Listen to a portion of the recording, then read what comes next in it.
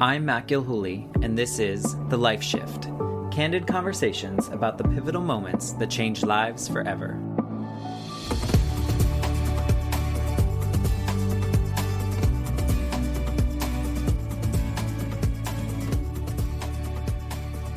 Hello, my friend. I have Lauren here with me, and I guess I can call you friend now, right? Because we've known each other for a long time. Lauren used to be a student of mine. You were one of my first live in-person students. What year was that? We're going to date ourselves, but I graduated 2010. So yeah, 2009. Oh my gosh. 2009. Woo. Yeah. So 2009, I was teaching at a local college here in Orlando, and it was like a finance type class. And you were one of the first groups of students to come through our new program that we had launched. And so I think that's the last time we saw each other at graduation, probably, right? Yes, it was. So yeah, kind of a long time ago, kind of a lifetime ago in a way, but I'm glad we stayed connected because it gives us these types of opportunities to reconnect. Exactly. So as probably everyone else, social media has been our connection, and we've randomly, had messages back and forth, but mostly I've just been keeping up with you, and you've probably been keeping up with me. Before we started recording, you actually asked me about a recent trip. So, that's how we do these days, right? It is. Yeah. And it's kind of fun, the whole social media thing, because we can be thousands of miles apart, but still be a part of those big, fun milestones of each other's lives. So it has been a lifesaver in keeping our connection and our friendship alive and thriving throughout the years. I feel the same. I also feel that I think in general, we don't do enough where we kind of just watch and we don't interact enough. So I'm trying to, in 2022, be a little bit more present in which I'm engaging with a post or responding to something that feels like, okay, I'm here. See me over here. So here's the like button. Here's the smiley. Something. It's exactly. Small baby especially steps. After the last couple years. Absolutely. Right. All right. So on this podcast, I've tried to have conversations with people about pivotal moments in their lives that really shifted their lives completely. And I think you have a story that so many other people can relate to. And I'm so glad that you're willing to be open and share your experience with what we're going to be talking about. But before we go to that point, I just want you to give us a little bit about like where you are, where you were, what you were doing, what was life like before the moments that you're going to be sharing today. Sure. So let me just start off saying I try to be a very organized person. I'll say try because sometimes it doesn't always happen. And so I try to plan things out in life and have this like first this, then that. And when things don't go according to plan, it kind of just throws my head in this funk and I struggle. So let me just say that beforehand so everyone can kind of understand why things kind of scramble my brain and make it difficult to handle when things don't go according to plan.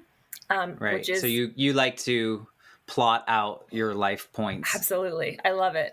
Like Excel spreadsheets and saying, okay, this time is this time is this, and it's color coded. Like that's just my brain. It just makes sense to me. Right. So when things don't go according to plan, it's very tough for me to handle it and react to it. Right.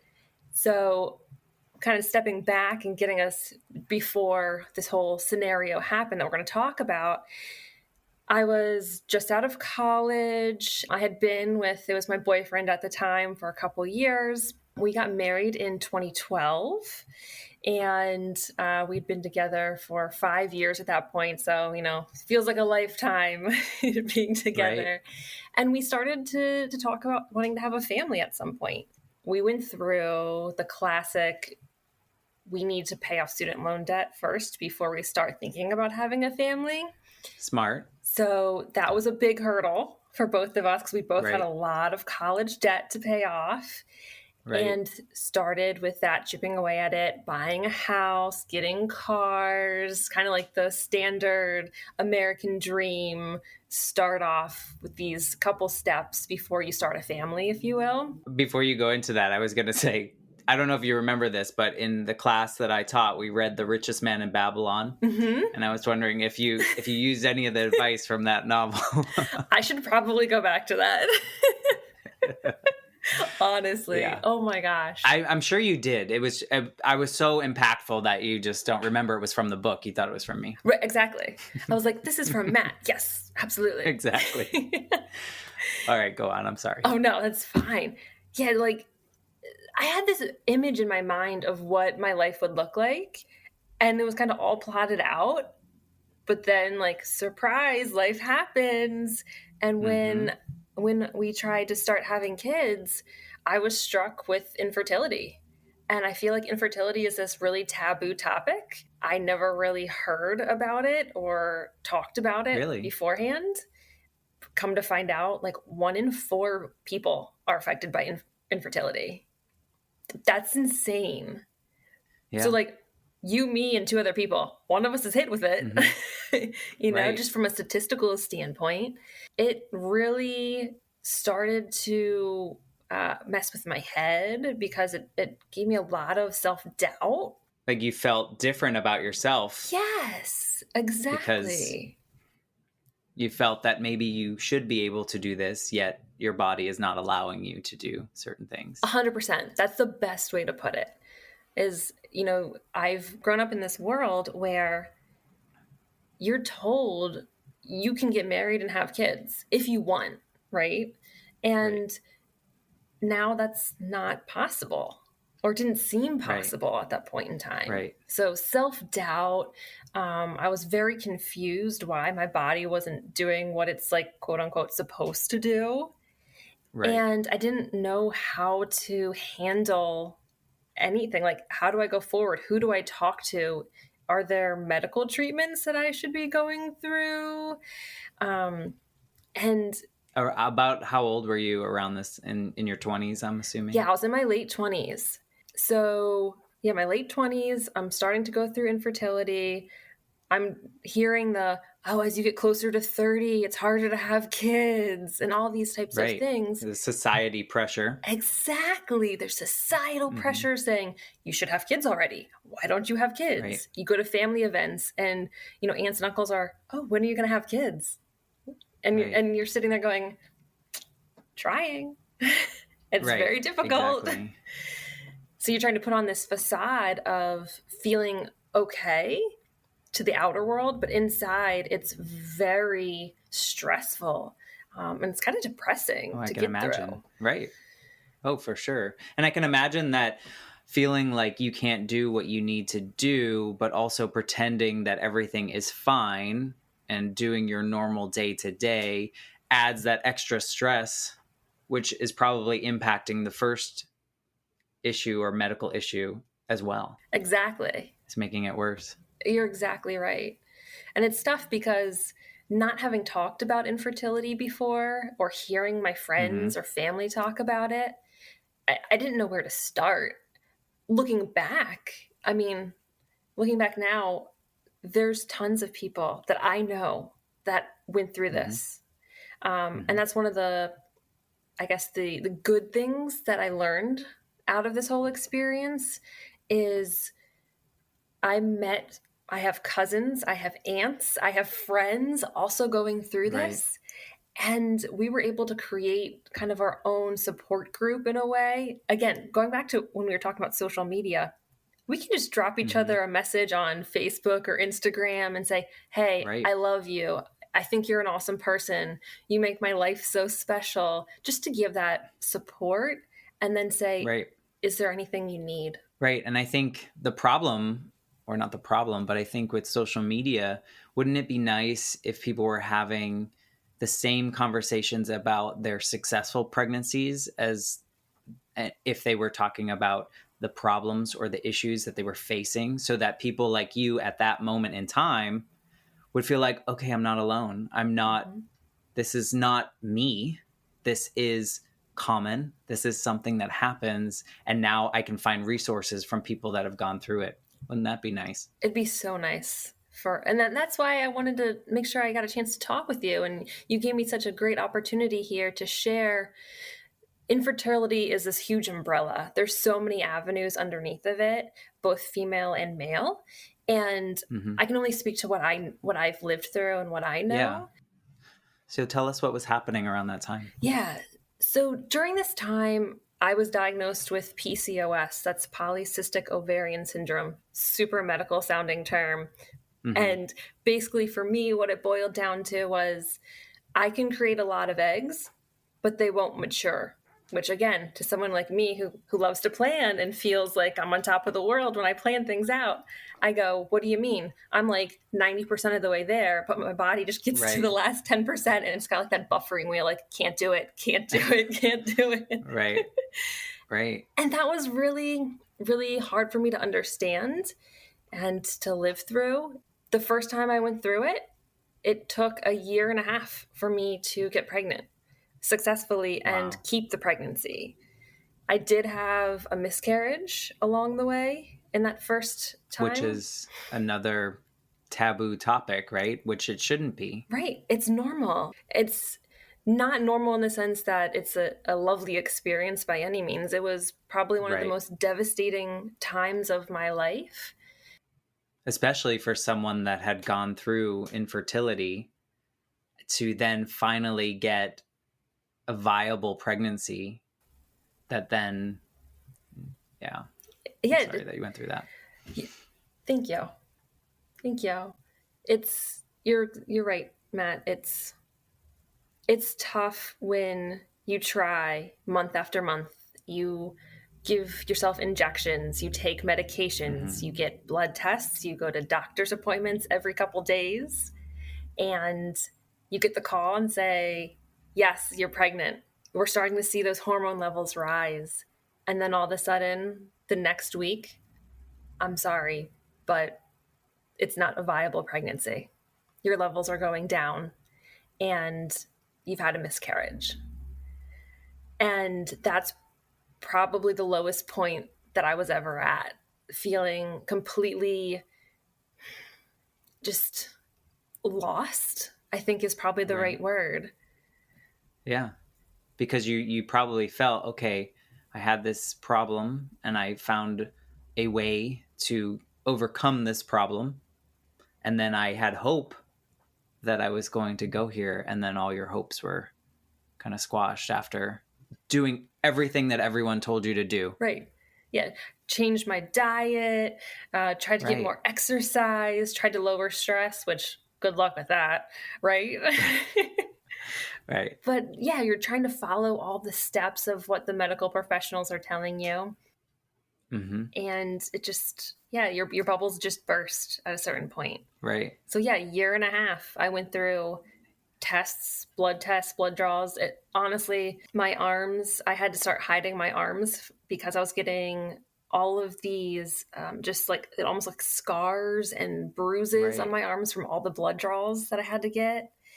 And I didn't want to get people looking at me weird. Like, why do you have just literally my arms were covered in bruises. Right. So and again, I think that leads into the taboo part of it too, a little bit too. During that time period when you were getting fertility treatments, I'm assuming that's what you were talking about of some sort, right? Yes. Was that something that you were sharing with others, or did you feel, how did you feel?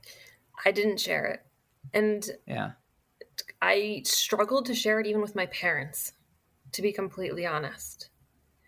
Yeah. Do you And know why? Do you know why you think you didn't want to share that?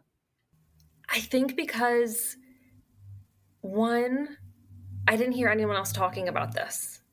So I Right. didn't feel like I understood how to even express my feelings about it. Mm-hmm. But I also think just as a person, I was I was feeling very ashamed Yeah. of Which you myself. should not, by the way. Thank you. And I think that's something I would want to share with anyone else going through any sort of infertility experience is if you feel ashamed, you shouldn't. And it's so much easier Mm-mm. to say than to actually like have that mind shift happen. Right. But Well, of course, yeah. easier said than done. But Right.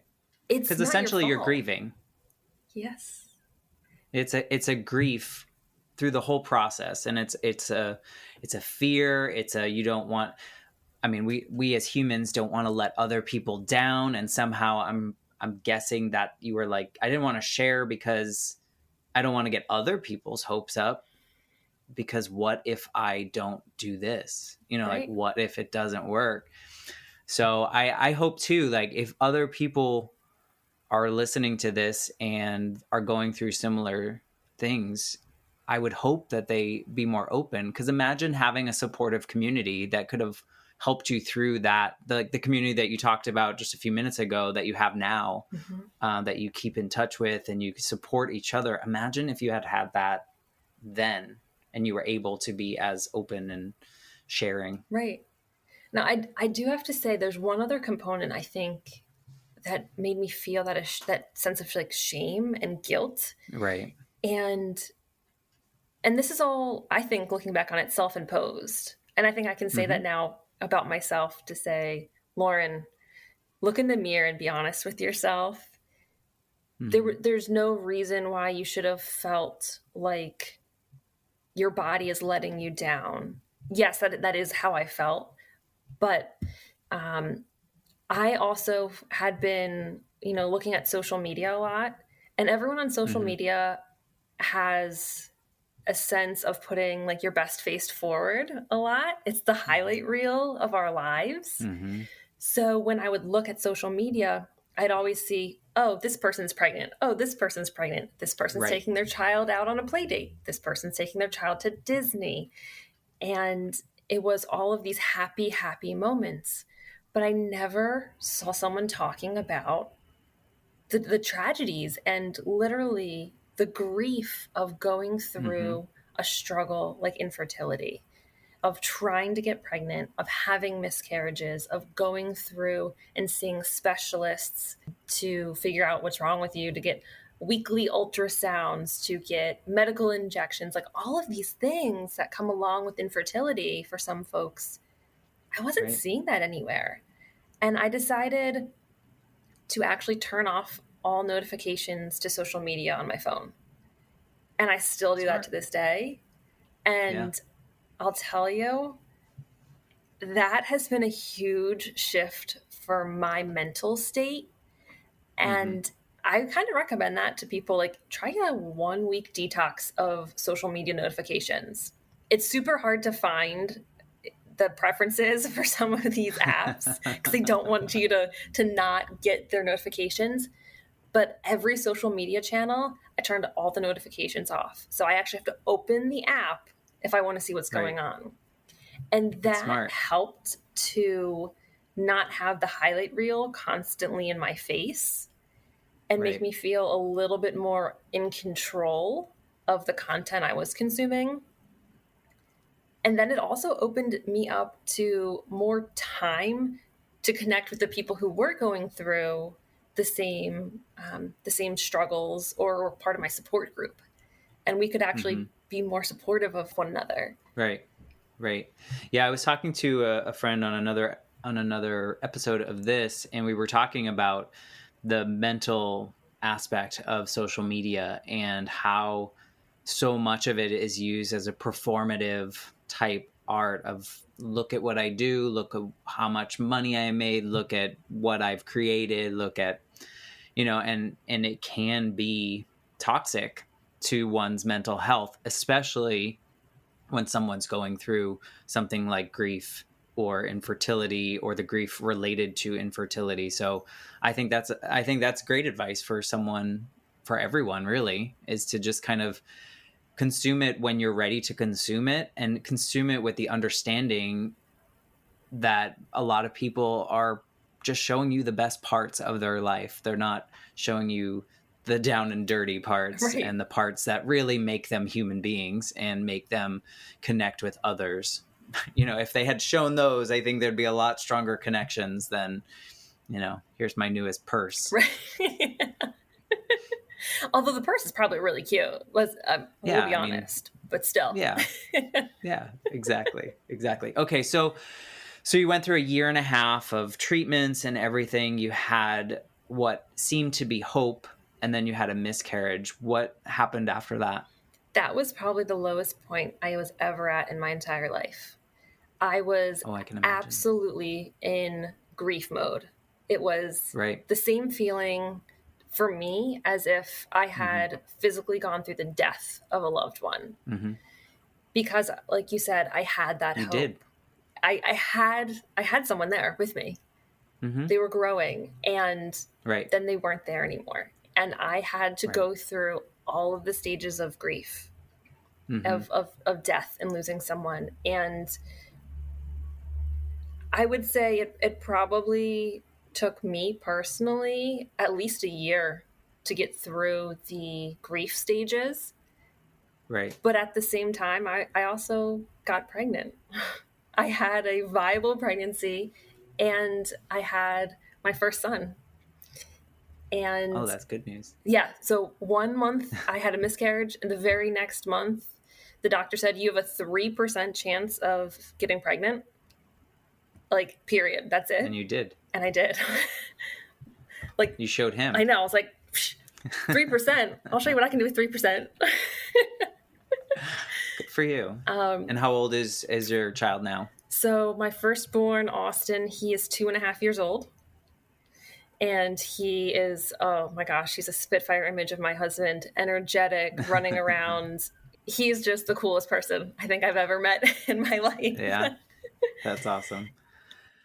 So you were saying like during that pregnancy, you were also still grieving I was. the first loss. I was. I don't think you're alone in that. I don't. I think there are a lot of women that have had miscarriages and then, a couple months later end up with a viable pregnancy to term, yet still for periods after that grieve the loss of the first miscarriage. Yes. So I think that's important for people to know that that's a thing. Like it's not just, it's gone, moving on. Right. I mean, it's a true loss, and it's especially for someone like you going through the fertility treatments and all these things to get to that point, then losing it too. So you had your child. Yeah, I'm so thankful I have my child. Yeah. And I just want to build on that thought because Mm-hmm. you're right. Going through and grieving while being pregnant, it wasn't just the grief of losing the prior pregnancy. There was a severe fear that I was going to lose the pregnancy that I currently had. Oh, I bet. Throughout the entire pregnancy. So 9 months of just fear and, I feel a kick. Was it a real kick? Do I need to count seconds in between this kick and the next Right. kick? Was that just gas bubbles? Like all these crazy, Mm-hmm. weird thoughts that are truly valid. And I've talked to some other friends who went through the same situation and they had a miscarriage and then they got pregnant. And they also felt the same way, just this extreme fear of, Right. Can I go outside and go for a walk? Is that safe? Can I eat this Right. food? Can it happen again? Can it happen again? Yeah. And I didn't even realize that this is something that's actually common. Like more people than just me go through this. Right. Yeah. More people need to talk about it because honestly, you started this off saying it's taboo and it shouldn't be. It's really, I mean, it honestly shouldn't be. Just like people say mental health, you can't talk about that. We all have some form of things that we should address in our mental health. Right. At some point in our lives. It's not taboo. It's a human thing. And so is infertility. So are miscarriages. So are full-term pregnancies. I think the whole gamut, I think people just need to talk about it more. And I say this as a man who cannot get pregnant. And so I'm fine with that. But having your support is huge. Right. And men need to talk about it and they need to not be ashamed or I can't imagine that people would do this, but I'm sure there are men out there that would place blame or those kind of things. And people just need to talk about it and be more open about it as much as they feel like they can be. I don't want to force people to talk about things that maybe they're not comfortable doing, but I want them to know it's okay to talk about these things. Right. Yeah, and infertility can affect men and women. My story is it's affecting me as a woman, but it could be It could be one partner, it could be both partners in a Right. relationship. And Mm-hmm. there's also great resources that I found, some influencers out there. One of my favorite is Sean T. He's a fitness guy and a motivational speaker. Him and his husband, they actually went through infertility with a surrogate for over 3 years. And he's been an Oh, wow. advocate of infertility. And that's also one of the ways that I started to realize, wait, people do talk about this and Mm-hmm. we can share our stories. Right. That helped me as well when a strong man influencer stepped up to the plate and said, "Let me share my story because Right. I can help pave the road for other people to Yeah. feel comfortable enough to start the Mm-hmm. conversations." Right. Yeah, and I think we are seeing more of that on social media now. I think people are being a little bit more vulnerable. It's not, taking over the feeds, but I think that there are more people sharing. I've seen other influencers or celebrities or people like that talking about, losses such as a pregnancy loss or things like that. So, I mean, hopefully people are making this more just something that is part of life, unfortunately, but Right. also helpful in a way of sharing those things. So Yeah. I hear you said my firstborn. So there's more good Yes. news coming. There What's is. the rest of that journey look like? There is. So we had our first son in 2019, and about a year later, decided, you know what? I think we want to try for another one. And it stemmed from my husband being one of four, but I'm an only Mm-hmm. child. And going through the world as an only child, I said, I would absolutely love to see my son have a bond with a sibling. I know it can Right. be difficult growing up as an only child. We could have a whole other podcast on being an only child. There are perks. Hey, Christmas time, holidays, Yeah, exactly. birthdays, you don't have to share anything. Exactly. But I decided with my husband, let's give it a shot. We did get really lucky the first time. Yes, it was a year and a half of a lot of work and medical intervention, but let's see if we can do this again. Mm-hmm. Luckily, it only took 6 months to get pregnant with some specialist help. Again, medical treatment and medications Right. and everything like that. But we were able to get pregnant again. But unfortunately, I also had a miscarriage before I got pregnant with that one. Mm. So it was the same story, the same journey that I had with my first Right. pregnancy again with the second Right. one. Do you feel like that? I have two questions. The first one is when you were making the decision that you wanted to have another one, what was your how did you feel at that point? Were you were you as scared, or you're like a little bit hopeful? Like, was it different than before? And then what was that second process? Did that feel very similar to the first time? So I guess it's kind of the same question, but at different points. Right. So it was the feeling of having more hope the second time around. One, because I'd already been through it before. I knew the Right. doctor that I was going to. I knew what the Mm-hmm. medications were. I knew which medications I didn't like and my body would react to. So we could skip those. Right. I knew the treatment of IUI, so an inner uterine insemination. That's how I had to do it. Mm-hmm. And some people have to go a step further and do IVF. So Mm-hmm. I knew the process, the people, I knew how to get to the doctor's appointments, I knew what questions to ask. So I Right. felt a lot more hopeful because I was more armed and I had more of a support system at that point in time that I could talk to. I started talking to my parents and saying, Right. this week I'm going to the doctor and these are the three things we're going to do.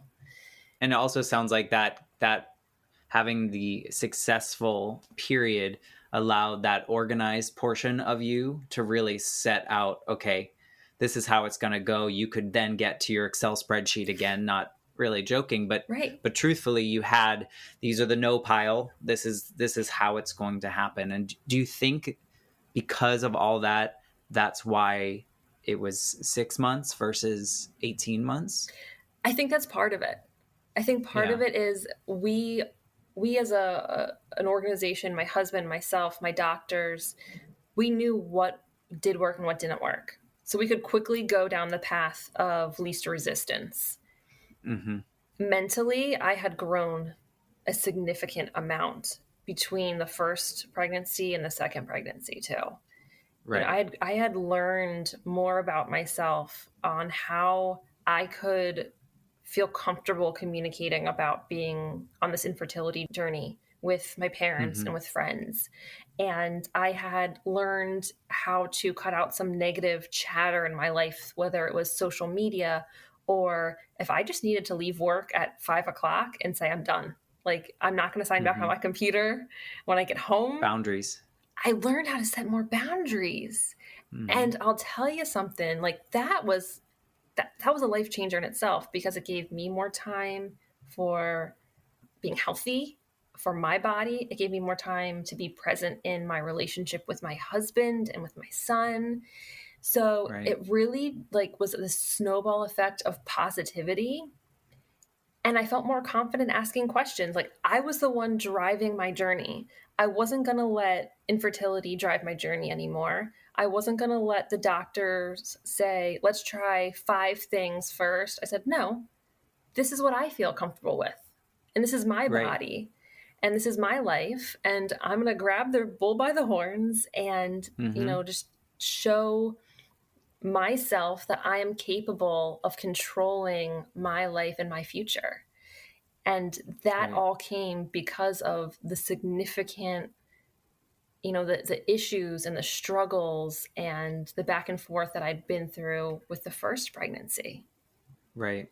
Would you say that facing infertility the first time made you a more confident person now? 100%. 100%. You kind of accepted that a lot of this is science and a lot of this is out of your control, but you also probably found the things that were in your control, right? And Mm-hmm. felt good about those things. You accepted it. You felt good in the space that you were in, Right. or at least that's what it sounds like. You put the words out there better than I could say it. Absolutely. And it's really interesting to hear you say that and pick up on that because Mm-hmm. that's my journey. I Right. became me throughout this journey. Right. And it sucks that I had to go through it for a total of, 2 years. Mm-hmm. But in the end, I have my husband who supported me and was giving me injections because I'm terrified of needles. So I would look Yeah, away and he would have to give me medication.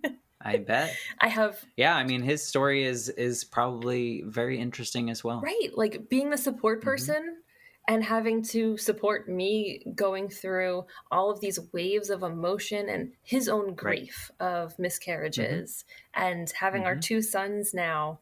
I have a 2.5-year-old and a 4-month-old. So, Wow. my house is normally like super noisy and crazy having 2 boys, Mm-hmm. but it's, you know what? It has been a freeing experience for me to become, I think, a more authentic version of myself. Yeah. And you know what?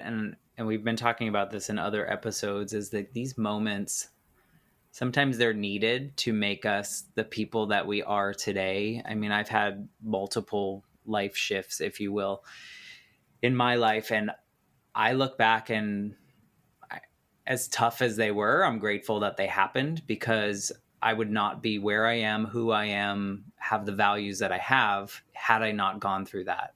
And it Absolutely. sounds like, not to wish that experience on anyone, you still value that terrible experience that you went through because it made you who you are right now. It made me who I am, and it made me have this opportunity to share with other people that they're not alone, right? Right. Like, Mm-hmm. we can Right. start talking about this, and even if it's just you and me, this is one more person. And who knows, Right. maybe you're out one day and someone drops a little nugget and they say that they're having a tough time, and you go, Mm-hmm. wait, I've heard of someone else talking about this. I know someone, I can empathize with this person and just be Hmm. there as a support person. Okay, our trail is now 3 people deep, and who knows where that's going to go next. So Right. sharing, Exponential. absolutely, the exponential growth of being able to talk about this is, if we can empower one person to feel like they're not alone and that they're heard, Hmm. and that I don't want to give anyone false hope, because I've been there. I've been through the miscarriages, and I have Hmm. friends who have gone through the same type of journey, and they're not able to get pregnant. They have to Right. think about adoption, or they have to think about what they want in their futures as a family. Hmm. I get that, and I don't want to give false hope, but I want to give support, and knowing that if someone needs a shoulder to cry on, if someone needs someone just to say that sucks, Right. or just to Right. feel heard, I'm here, and there's other people out there willing to be that support person and a friend at the end of the day. Right. And that's the person that you needed years ago, right? When you thought, what? I've never heard, or I can't imagine that this is a thing for other people. What's wrong with me? Why am I in this situation? Imagine if you had current you to just talk to and go like, look what's happening. Right. What would you say to earlier you? I'd probably just give her a hug and say, Yeah. I'm here for you. Right. And that's what that's what you needed. That for me, I needed someone just to be there and say, I'm with you, Hmm. and kind of just embrace me and protect me in that way. Some people, I think, need that same level of just like emotional connection. Some people need to go out and like break dishes and, Hmm. Yeah. punch things, and please Hmm. don't punch people, but like inanimate objects, maybe like a pillow, scream into a Punching pillow, bags. punching bags, yes, go to the gym. But some Yeah. people, like, you need to find a way to feel connected and that Hmm. you're supported. Right. So, yeah. Yeah, I think it's very similar. I mean, we've kind of created this connection to grief in your journey, and I think grief is the same thing. I think people going through it need to know that their experience is their own experience, right? So Yes. that's not going to be the same as anyone else's. And having gone through that grief portion myself, I feel like the best advice I could give to someone is that whatever you're feeling is okay.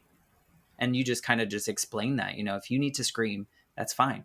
You want to laugh one day, Mhm. that's also okay, because you are a human that has varying emotions, and everything that you're feeling right now is valid, and you should be okay with that. And I think having a community of women and men that have faced infertility issues in their family, or even in just themselves, wanting to be a solo parent or something like that, need to know that however they are feeling is okay, but there are other people that have likely been through similar situations that can be there to share resources or listen or punch things with them. Absolutely.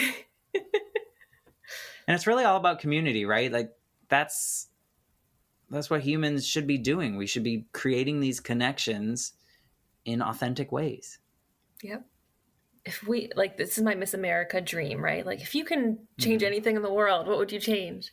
If we can support one another, how awesome would this world be? Right.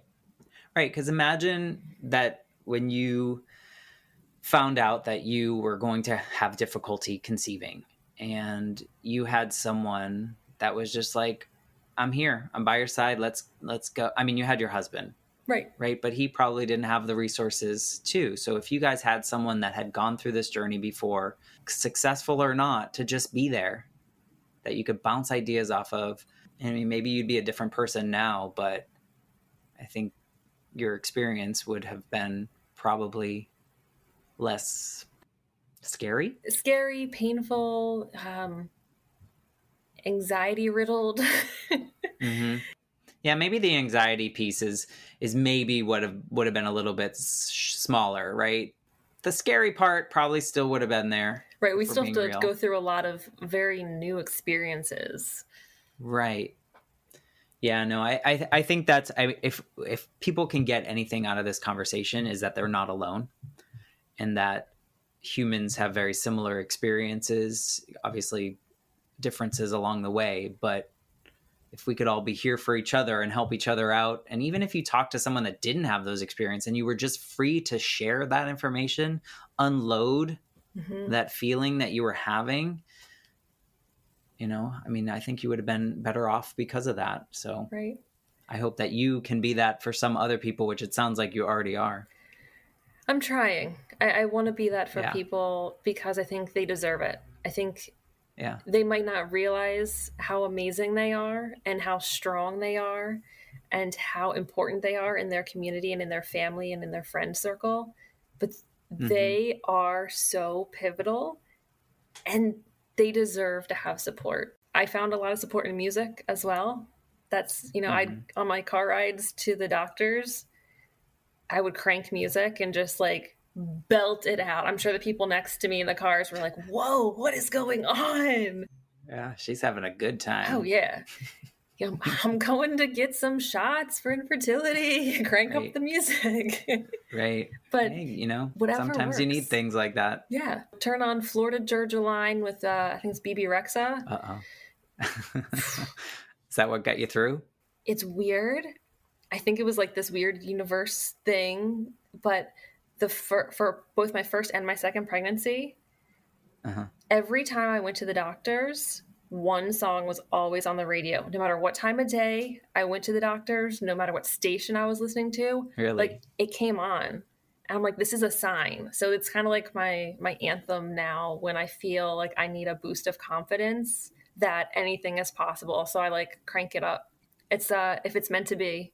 Yeah, meant to be. Yeah, I would literally, it came on and like I would be driving and just like screaming and not even singing. I can't even call it singing, Right. but just like letting it all out. And that was kind of my anthem and kind of still is to feel Yeah. like I want to kick the ass today. Like it's going to happen. Yeah. We're gonna make this work. Now, to bring a little levity to the conversation, early you started saying that you are a planner Mm-hmm. and things have to be in their order. Did you readjust Oh, or did you throw that out by the window? I only can control what I can control. And I think before all of this journey, like all the infertility and having kids and even getting married, my level of wanting control was way like sky high. I wanted to plan Right. everything out. And now I've realized I can have a goal for the day. Like I want to fold laundry. And if I fold Mm-hmm. laundry, great. And if I Do you don't, really want to though? no. Matt, it's behind me in the corner still from like a week ago. It's not going See, anywhere. everyone's the same. We just Everyone's like the throw a same. blanket over. I'm like, we'll come to it later. Yeah, we'll get to that. Life doesn't care that you have plans, No, right? Life is going to happen the way that it plans to. It has plans for you, but it doesn't care about your plans. no, not at all. And then that's kind of another benefit of going through this all is coming out on the other side, being able to look back with hindsight, going, I was able to learn that it's okay to let go of some things. It's okay to not have control of everything. It's okay to now have a floor full of, mega blocks and trains and blankets and pillows. And it's way more fun to just embrace it and kind of roll with the Right? punches than it was to sit there and feel stressed that everything wasn't in its exact place. Right. Yeah. I mean, this tough journey made you a more authentic and confident person that whatever you're doing is just fine, Mm-hmm. and and that is okay, and that's good, and that is your life. So I really appreciate you sharing the story. I know it's hard to talk about things like this, but you say it with a smile and positivity now, having gone through it and faced a lot of challenges, and came out on the other side with two healthy children Yes. that make a lot of noise in your Yeah. house. Yeah, I'm pretty sure my neighbors probably think there's a circus going on most days here. But it's fun. We only live once and sometimes it's fun to embrace the crazy and just be you. Yeah. I agree. Well, thank you so much for being a part of this. And I hope people really connect with your story and find some value in what you had to share. No, thank you so much for letting me be able to share this out with people and give them the opportunity to realize they're not alone. And there's other people that have been through it before. There'll be other people that go through it after them. And we are all one community to help support each other out. So I hope they can be proud of themselves, proud of where they're at, and know there's support out there for them. They just need to ask. I totally agree. All right. We'll see you on the social media. Yes. Thank you, Matt. Thanks again. Bye.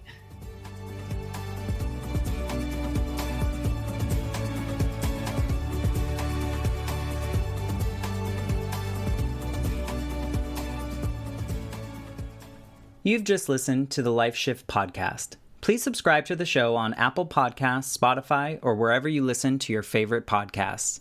For more information about how you can support the Life Shift podcast, please visit www.thelifeshiftpodcast.com. See you next time.